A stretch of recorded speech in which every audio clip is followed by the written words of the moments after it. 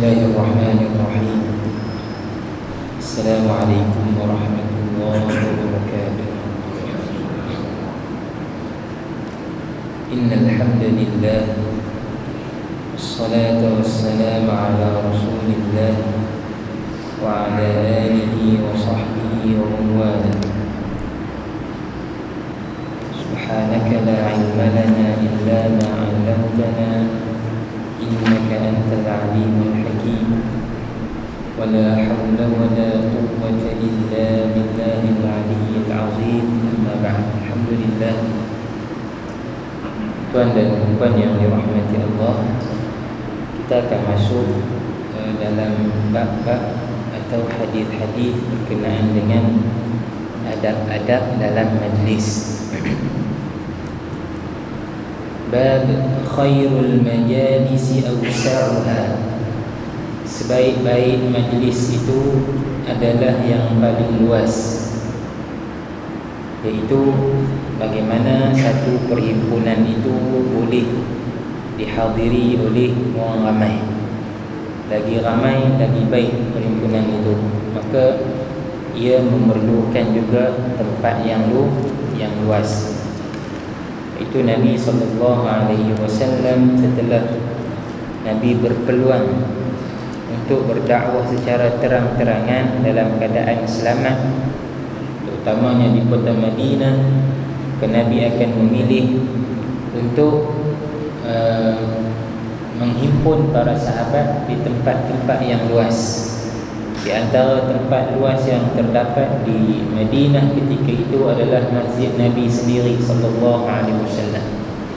Ada ketika di bawah pohon di kawasan yang lapang, ada ketika fi fana'il masjid, di halaman masjid.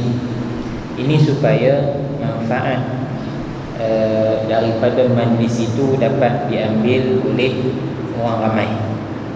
Nah, حدثنا عبد الله بن محمد قال حدثنا أبو عامر العقدي قال حدثنا عبد الرحمن بن أبي الموالي قال أخبرني عبد الرحمن بن أبي عمرو الأنصاري قال أذن أبو سعيد الخدري رضي الله عنه بجنازة قال فكأنه تخلف حتى أخذ القوم مجالسهم ثم جاء بعد فلما رآه القوم تسرعوا عنه وقام بعضهم عنه ليجلس في مجلسه فقال لا إني سمعت رسول الله صلى الله عليه وسلم يقول خير المجالس أوسعها ثم تنحى fajalasa fi majlisin wasi'.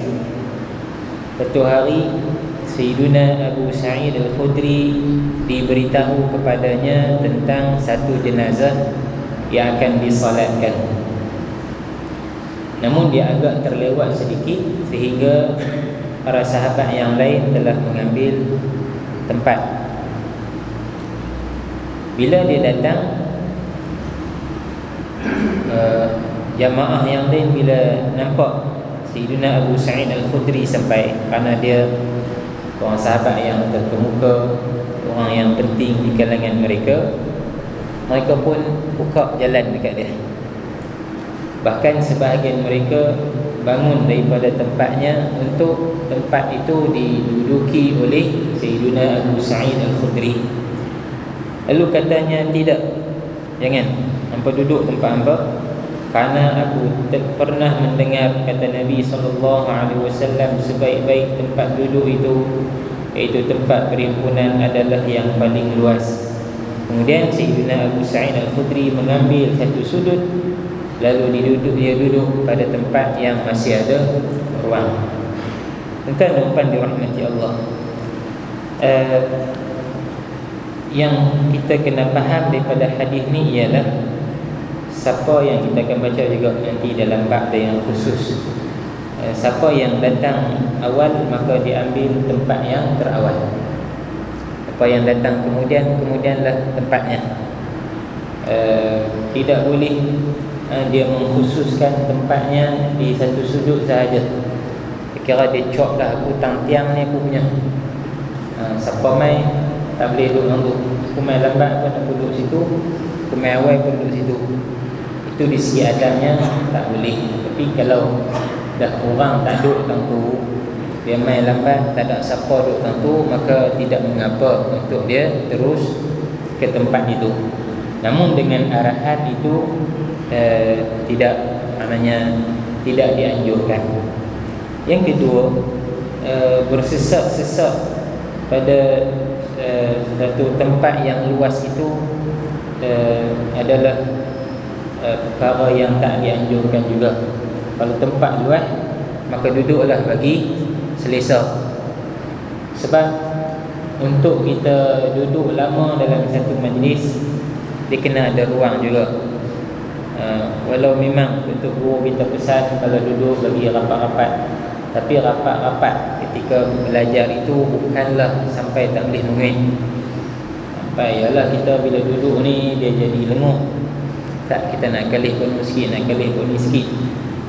Maka bagi ruang supaya ada keluasan antara kita dengan orang lain, untuk kita selesa. Bila selesa boleh duduk lama. Kalau tak selesa, kita tahulah, tengok muka ustaz, tengok muka jam. Dah nak habis sempit, padat sangat.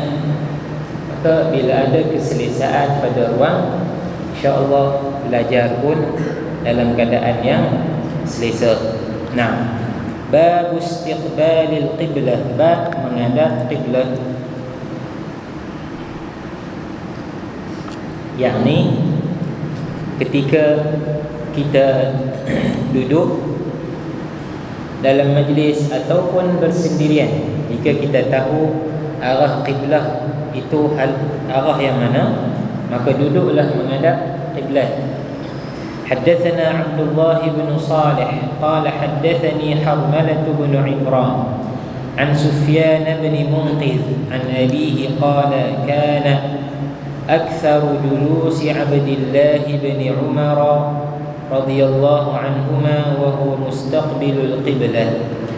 فقرأ يزيد بن عبد الله بن قصيد سجدة بعد طلوع الشمس فسجد وسجدوا إلا عبد الله بن عمر فلما طلعت الشمس حل عبد الله حبوته ثم سجد وقال ألم تر سجدة أصحابك إنهم سجدوا في غير حين صلاة. Baik. Kata Ibn Munqidh bahawa Sayyidina Abdullah bin Umar kebanyakan duduknya adalah dalam keadaan menghadap qiblat. Kalau dia duduk, dia menghala ke arah qiblat. Suatu hari ketika dia duduk menghadap qiblat, Yazid bin Abdullah membaca salah satu ayat yang terdapat di dalamnya sajdah. Ayat sajdah, ayat yang ada sujud tilawah selepas terbitnya matahari. Dia lepas subuh ni ada dua, terbit matahari lagi kalau habis subuh. Kemudian matahari segala pula, yang tu baru masuk waktu duha, baru boleh salat. Ini pandangan para sahabat dan para ulama. Okey. Apabila bila sahabat yang lain dengar sahabat mereka baca ayat yang ada sujud tilawah, semua pakat sujud. Yazid itu sendiri sujud, yang lain pun sujud kecuali Abdullah bin Umar. Takat ni hadis ni nak apa? Depa bila duk menghadap qiblat dah, bila dengar sahabat mereka baca, terus mereka sujud. Senang. Adapun Sayyidina Abdullah bin Umar, dia belum sujud. Dia tak sujud apabila naik sahaja matahari. Abdullah bin Umar, Sayyidina Abdullah bin Umar, dia rongkai ikatan yang kata habwah ni. Dia duduk, dia angkat dua lutut dia dan diikat selendang dia atau sorban ni yang luas tu. Duduk angkat dua lutut dan ikat, supaya dia kekal macam tu. Kerana mereka bila duduk solat subuh, mereka tak akan bangun kecuali sehingga terbit matahari. Matahari naik segala, kemudian baru dia sujud. Lalu dia dikatakan kepadanya, tidakkah kamu lihat sujud sahabat-sahabatmu? Mereka sujud bukan pada waktu solat. Yakni ada yang melihat bahawa sujud tilawah ni tak ada masa. Kan ada beberapa waktu yang dilarang untuk solat. Sujud tilawah seolah-olah solat sunat, kerana dia perlu kepada wudu, menutup aurat, menghadap kiblat. Jadi dia seperti solat sunat walau tidak ada bacaan. Maka yang melihat waktu tahrim, waktu dilarang solat, termasuk di antaranya selepas solat fardu subuh. Siapa yang baca selepas itu, maka dia takkan sujud, kecuali bila naik matahari segala baru dia sujud. Ada yang melihat sujud tilawah, bila dibaca saja ayat tu sujudlah, tak kira masa, tak kira waktu. Kerana waktu sujud tilawah adalah ketika membacanya atau mendengar orang lain baca. Sunnahnya begitu. Maka kedua-duanya ada dalil dan juga ada sandaran. Maka masing-masing mengambil apa yang dia rasa yakin dengan pandangan tersebut. Jadi hadis ni nak beritahu bahawa menghadap kiblat itu adalah sunnah di antara sunnah Nabi SAW dan para sahabat ketika mereka duduk di dalam masjid atau juga di luar masjid. Bab idza qama thumma raja'a ila majlisi. Bab jika seseorang itu bangun kemudian dia berpatah semula ke tempat duduknya. Kita tadi duduk satu tempat, lepas tu rasa perut tak apa selesa, bangkit kan di bilik ayam, lepas tu kita patah main balik. Boleh tak kita tuntut tempat kita? Kalau masih kosong sila duduk, tapi kalau orang ada, adakah boleh tuntut tempat tu ni, tadi saya duduk orang ni? Baik. Haddatsana Khalid bin Mikhlad qala haddatsana Sulaiman bin Bilal qala haddatsani Suhail an Abi Hurairah radhiyallahu anhu an Nabi sallallahu alaihi wasallam idza qama ahadukum min majlisihi thumma raja'a ilaihi fa huwa ahaqqu bih. Dan Nabi sallallahu alaihi wasallam, jika seseorang kamu bangun dari tempat duduknya kemudian dia kembali semula ke tempat itu, maka dia yang lebih berhak dengan tempat yang dia duduk tadi. Kalau ada orang lain duduk, dia boleh habaq tadi saya duduk tang ni, atau dia letak tanda. Dan orang lain bila ada tanda tu tak salah. Okay. 2 minggu lepas solat Jumaat di satu masjid di dengan Tani, kan dah duduk penjarakan. Dah lah beratok tu punya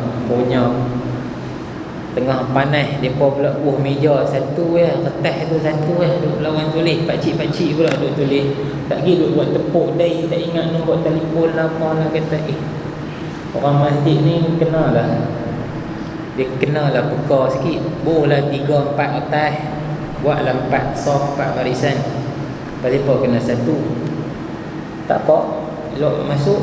Ada tang hujung kat tangga lah, kita pun bawa serban masa tu, campak tu letak kan, pergi bilik ayam. Balik-balik main orang kais serban kita. Dia kais di depan, dia pun jadah dia, kata amboi gamak. Ada orang lah tu, naknya takkan saja orang nak letak kais. Subhanallah, dia pun kata awak kais mesti ada orang. Dia pun renyeh, kita pun mengesok di depan sikit, kira kita berimpit dengan orang juga lah hari tu. Kata-kata apa, kita pun tak apa lah. Ala kulli hal, tempat yang kita duduk dulu adalah tempat kita juga setelah kita bangun keluar azan, kemudian kita main balik. Bab al-julusu ala tariq, bab duduk di jalan. Ni ya, kadang-kadang kita ada tuntutan sembang di jalan. Sekali-sekala sila, tapi dah buat pot tu buh meja dengan kerusi tepi jalan, apa nak sembang di petang ni tak bagus. Tu tak bagus, tak disarankan, kerana terdedah dengan banyak perkara yang tidak baik. Sekali-sekala jumpa kawan tepi jalan, berhenti salam sembang puasa, sekali-sekala sila. Tapi buka meja tu tepi jalan ni, dia terdedah kepada keaiban, banyak perkara yang akhirnya kita bersembang tentang hal orang lain. Maka bagaimana adabnya jika duduk di jalanan?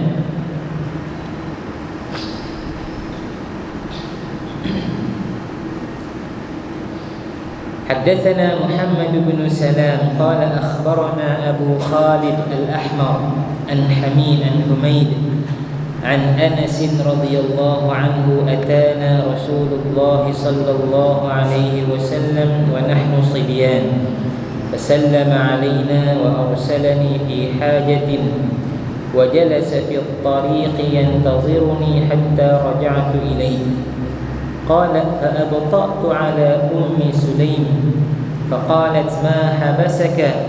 فقلت بعثني النبي صلى الله عليه وسلم في حاجة. قالت ما هي؟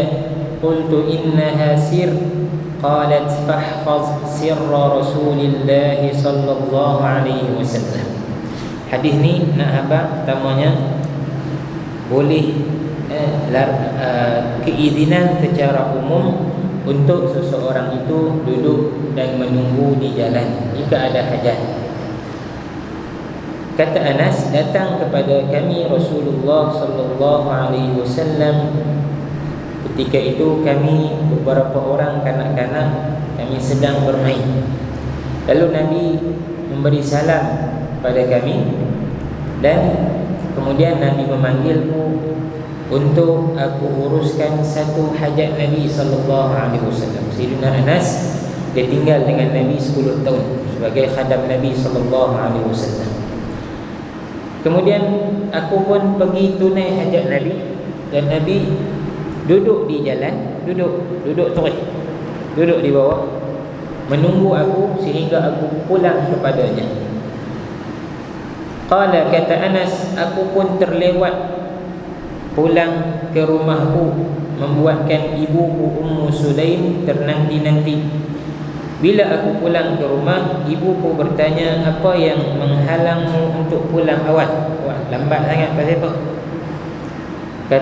Kataku yang ni Anas, Nabi menyuruh aku melaksanakan satu hajat. Ada satu perkara Nabi suruh aku. Lalu mak pun tanya, apa dia? Nabi suruh buat apa? Anak ni kata, itu adalah rahsia. Tu. Rahsia Nabi.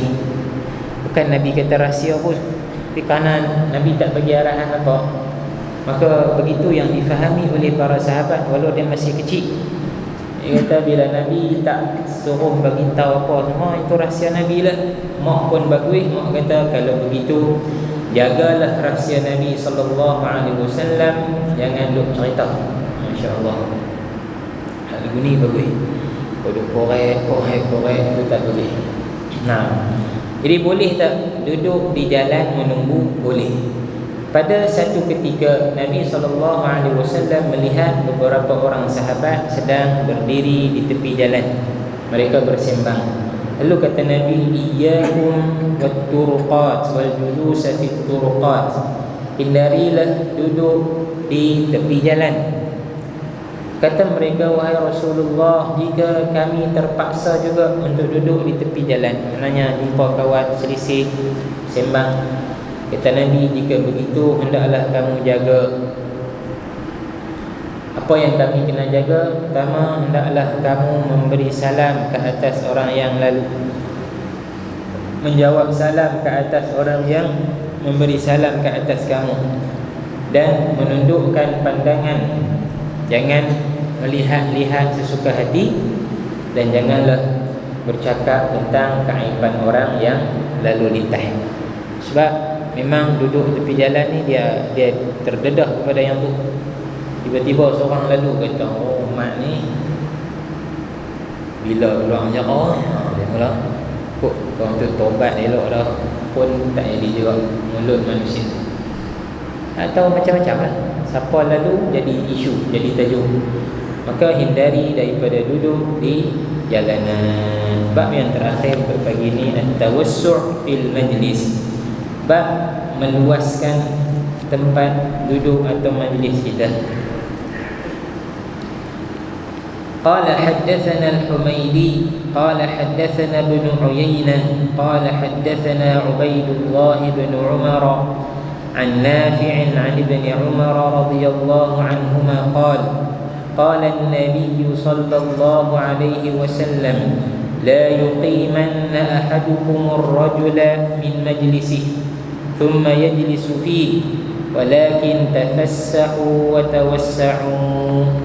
Kata Nabi sallallahu alaihi wasallam, janganlah seseorang kamu membangunkan seseorang yang sedang duduk daripada tempat duduknya. Lalu dia duduk di situ. Ada orang duduk awal dalam tu, dia pun main, dia kata, ni tempat aku biasa duduk ni. Dia pun pergi cuek dengan tu. Kemudian dia duduk. Akan tetapi kata Nabi, carilah tempat yang lain, tafassahu wa tawassa'u, dan luaskanlah tempat duduk kamu. Maknanya talib pun ada lagi. Demikian kata Allah Subhanahu wa taala, ya ayyuhallazina amanu idza qila lakum tafassahu fil majalisi fafsahu yafsahillahu lakum. Wahai orang-orang yang beriman, jika dikatakan kepada kamu luaskanlah tempat duduk kamu, maka bukalah ruang, supaya maknanya jangan dihimpit-himpit di tempat yang luas. Duduklah di tang mana pun yang ada keluasan, supaya masing-masing selesa dengan tempat duduknya. Allahu a'lam. Maka tuan-tuan dan puan dirahmati Allah, kelihatan simple sangat adab-adab duduk ni, tapi perlu kepada kepekaan untuk kita duduk dalam keadaan kita mendapat pahala. Dan duduk kita itu duduk dalam keadaan melakukan sunnah Nabi SAW. Subhanallah, lihat bagaimana Allah nak bagi kat kita pahala dalam setiap perkara yang kita buat. Duduk dalam majlis pun dapat pahala, beredar dari majlis pun dapat pahala. InsyaAllah kita akan baca lagi hadis-hadis tentang adab beredar dari majlis. Apa yang kita buat ketika kita duduk dalam satu majlis, apa yang dibaca, doa-doa dan sebagainya. Ini memberi kelebihan kepada kita umat Islam melaksanakan sesuatu yang kita rasa sebagai kebiasaan kita. Duduk ni biasa, siapa pun duduk. Tapi duduk kita ada pahala. Duduk kita adalah sunnah yang dilakukan oleh baginda Nabi sallallahu alaihi wasallam. Allahu a'lam. Sallallahu ala sayyidina Muhammad wa ala alihi wa sahbihi wasallam. Alhamdulillahi rabbil alamin. Assalamualaikum warahmatullahi wabarakatuh.